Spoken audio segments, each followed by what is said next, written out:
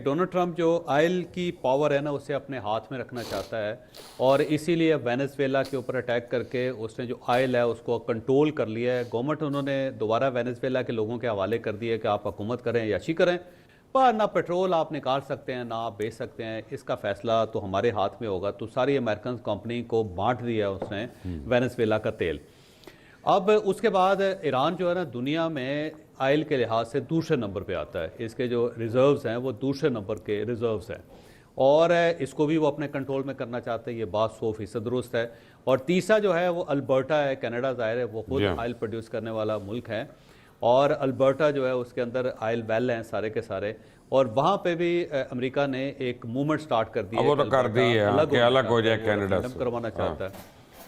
और उसकी बुनियादी वजह भी ये है कि जी हम आयल जो है उसको कंट्रोल करना चाहते। तो अमेरिका या डोनाल्ड ट्रंप जो है ना आयल को मुकम्मल तौर पे अपने हाथ में रखना चाहता है कि ये वो पावर है जिसको जब चाहेगा जिस मुल्क को चाहेगा मैनिपुलेट कर लेगा। नईम साहब, ब्रेक पे जाने से पहले जो जावेद चौधरी साहब ने सिनारियो पेश किया, आपको उसको देखते लगता है कि आपको ईरान अमेरिका के लिए इतना तरने वाला साबित होगा?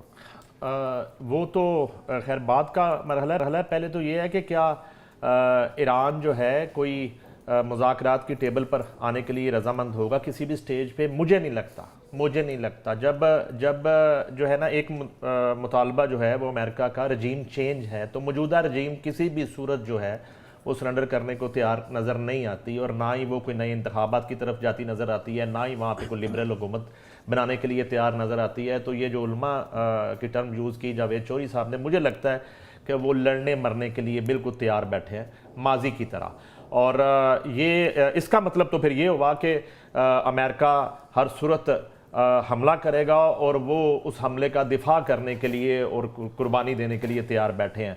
अलबत्ता कंपैरिजन जो है वो तो आप और जावेद चौधरी साहब बेहतर कर सकते हैं कि वहाँ जो है कोई जंग की बात करें तो कोई कंपैरिजन या कोई मुकाबला तो नहीं एक्सपेक्ट किया जा सकता, और जितना फासले की जावेद चौधरी साहब ने निशानदेही की है। मगर जो मेरी इतलात हैं, ईरानी कौम भी इस हमले के लिए बिल्कुल माजी की तरह तैयार दिखाई देती है और उनकी मौजूदा जो हुकूमत है और मौजूदा जो हुक्मरान हैं वो भी किसी सूरत अमेरिका की किसी धमकी के सामने सरेंडर करते हुए दिखाई नहीं देते। तो ऐसा प्रॉब्लम यह है कि जब वेनेजुएला के ऊपर अमेरिका ने एक ऑपरेशन किया तो बेसिकली उनके ऑयल को कंट्रोल करना था, क्योंकि चाइना उसका सबसे बड़ा इंपोर्टर था। अब ईरान के ऊपर भी आप जो मर्ज़ी कहें, बाकी सारी चीज़ें अपनी जगह पे, ईरान कितनी बड़ी थ्रेट है जैसा आपने बता दिया, खुद अमेरिका तक हमला करने की उसकी रसाई नहीं है। तो बेसिकली जो इशू है वो ईरान का तेल है और जो चाइना एक प्रोडक्शन है उसके लिए।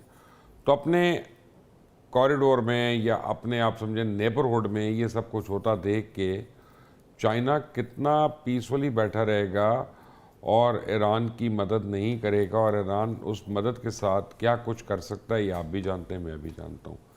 तो इतनी जल्दी तो ख़त्म होने वाली चीज़ नहीं है फिर ये।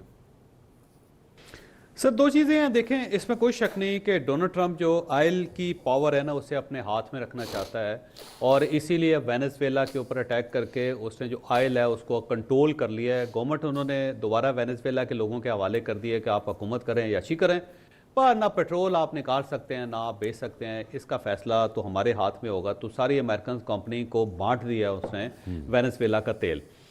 अब उसके बाद ईरान जो है ना दुनिया में आयल के लिहाज से दूसरे नंबर पे आता है। इसके जो रिजर्व्स हैं वो दूसरे नंबर के रिजर्व्स हैं और इसको भी वो अपने कंट्रोल में करना चाहते हैं। ये बात 100% दुरुस्त है।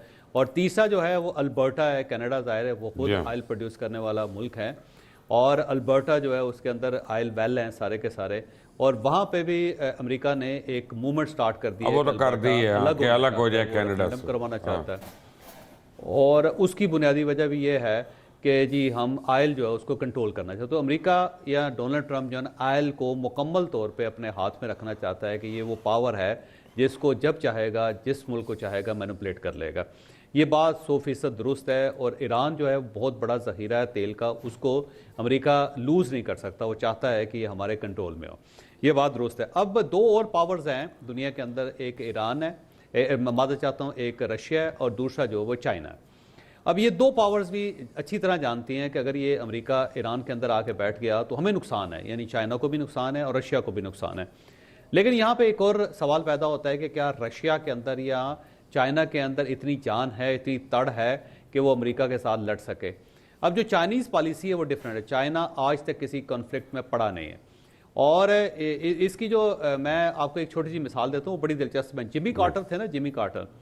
तो जिमी कार्टर जो थे रिटायरमेंट के तकरीबन 100 साल, तकरीबन 100 ईयर उनकी एज थी। और रिटायरमेंट के बाद उन्होंने जब आखिरी उनकी लाइफ का फेज़ था तो उन्होंने अपने गांव के अंदर जाके वहाँ पे उन्होंने एक चर्च था जिसके अंदर हर एतवार को सर्विस के दौरान वहाँ पे लेक्चर दिया करते। तो छोटा चर्च है उनके गांव के अंदर। तो वहाँ पे जाके ना जी दुनिया जहान के लोग आते थे, बड़े उनके एम्बेसडर्स भी आते थे, फिर वहाँ पे फॉरेन ऑफिस के लोग भी आते थे दुनिया जहान के, लर्न करने के लिए कि एक प्रेसिडेंट जो है वो क्या सोचता है या वो क्या इन चीज़ों को देखता है। तो वहाँ पे ना एक्स प्रेसिडेंट ने, मौजूदा प्रेसिडेंट जो डोनाल्ड ट्रंप है, उसके बारे में एक इंकशाफ किया। उन्होंने कहा जी कि मुझसे डोनाल्ड ट्रंप ने पूछा कि ये बताएं कि क्या हम चाइना का मुकाबला कर सकते हैं। तो मैंने उनको बताया कि हम चाइना का मुकाबला नहीं कर सकते। तो फिर डोनाल्ड ट्रंप ने मुझसे पूछा कि क्यों नहीं कर सकते, उसकी क्या वजह, जिमी कार्टर से पूछा। तो जिमी कार्टर ने उसको ये बताया कि हम इसलिए मुकाबला नहीं कर सकते कि हम पिछले 80 साल से मुसलसल हालत जंग में हैं। यानी दुनिया में कोई ऐसा कन्फ्लिक्ट नहीं है जिसके अंदर अमेरिका घुसा ना हो और उसने वहाँ पे कंट्रीब्यूट ना किया हो। और चाइना जो है पिछले 80 साल से वर्ल्ड वार सेकंड के बाद वो किसी कन्फ्लिक्ट में नहीं पड़ा, उसने किसी जंग का हिस्सा नहीं अपने आप को बनने दिया। तो अब हमारे पास दो ऑप्शन है, या तो हम चाइना को किसी जंग में घसीट लें, और अगर वो किसी जंग में आ गया तो फिर डेफिनेटली हम इस काबिल हो जाएंगे कि हम उसका मुकाबला कर सकें, या दूसरा ये है कि हम अपने कॉन्फ्लिक्ट ज़ीरो कर दें। हम पूरी दुनिया के अंदर जहाँ जहाँ हमारे ऑपरेशन चल रहे हैं, जहाँ जहाँ हमारे फौजी अड्डे हैं, हम सब बंद करें और हम वापस अमेरिका तक आ जाएं और अपनी प्रोडक्शन पर तवज्जो दें। तो अब हमारे पास दोनों में से एक ही चॉइस है कि हम क्या करें। अब ज़ाहिर है अमेरिका इतनी जल्दी कॉन्फ्लिक्ट से बाहर नहीं निकल सकता, तो अब उसके पास एक ही ऑप्शन है कि चाइना को किसी न किसी तरीके से घसीटे। और चाइना इस चीज़ को अंडरस्टैंड करता है। चाइना को पता है कि जिस दिन मैं किसी जंग का हिस्सा बन गया उस दिन के बाद मेरा जवाल शुरू हो जाएगा, फिर मैं ये प्रोडक्शन जो है उससे बाहर निकल जाऊँगा, उस दुनिया से इकॉनमी की जंग में हार जाऊँगा। अब रशिया जो है वो दूसरा मुल्क है और उसकी अपनी इकॉनमी जो है वो बड़ी सफ़र कर रही है, बिलखसूस यूक्रेन की जंग की वजह से वो बहुत ज़्यादा सफ़र कर रहा है। अब वो दोनों समझते हैं कि अमेरिका चाहता है कि हम दोनों जंग के अंदर कूदें, और अगर हम कूद गए तो हमारा इंजर पिंजर हिल जाएगा, फिर हम किसी काबिल नहीं रहेंगे।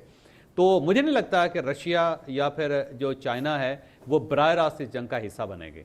ज़्यादा वो ये कर सकते हैं कि इनको वेपन्स देते रहें, इनको बाकी चीज़ें प्रोवाइड करते रहें, इनको सैटेलाइट टेक्नोलॉजी देते रहें, इनको जहाज़ अच्छे दे दें, इनके मिसाइल टेक्नोलॉजी जो है उसको डेवलप कर दें।